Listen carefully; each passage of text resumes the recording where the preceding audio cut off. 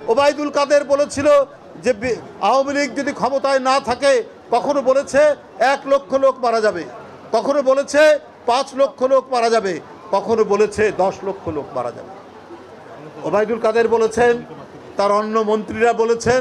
কই, এত বড় একটি দুনিয়া কাঁপানো গণ আন্দোলন ঘটে গেল, আপনার পুলিশ, বিজিবি এবং র্যাবের গুলিতে এত মাসুম বাচ্চার জীবন কেড়ে নিলেন। কেড়ে নেওয়ার পর আপনি দেশ ছেড়ে যেতে বাধ্য হলেন। কই, একটা তো ঘটনা ঘটেনি, কাউকে হত্যার কোনো ঘটনা ঘটেনি।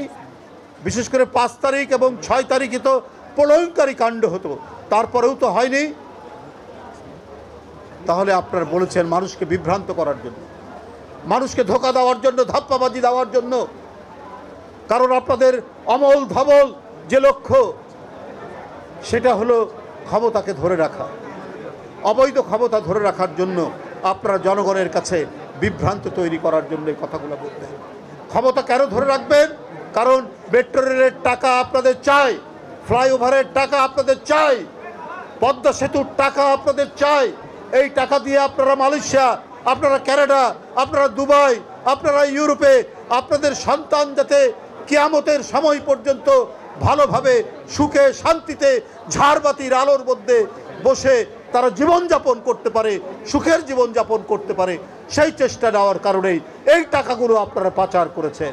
সুতরাং ক্ষমতা আপনাদের দরকার ছিল, এই ক্ষমতা ধরে রাখার জন্য আপনারা নির্বাচন কমিশন ধ্বংস করেছেন, আপনারা গণতন্ত্রের প্রত্যেকটি রাস্তা আপনারা বন্ধ করে দিয়েছেন, আপনার প্রত্যেকটি প্রতিষ্ঠান আপনারা ধ্বংস করেছেন, আপনার নির্বাচন ভোট সবকে আপনারা পদদলিত করেছেন। এই পদদলিত করে আপনারা ক্ষমতা ধরে রাখতে চেয়েছেন। আমরা দেখেছি 2014 ভোটারবিহীন নির্বাচন, গরু বাছর ছাগলের নির্বাচন, ভোট কেন্দ্রে ভোটাররা নেই।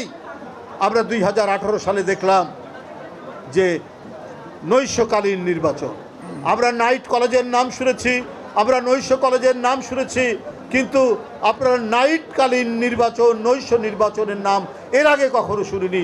আইয়ুব খান গেছে, এরশাদ গেছে, অনেক স্বৈরাচার গেছে, কিন্তু আমরা কি বলে মিডনাইট নির্বাচনের কথা শুনিনি।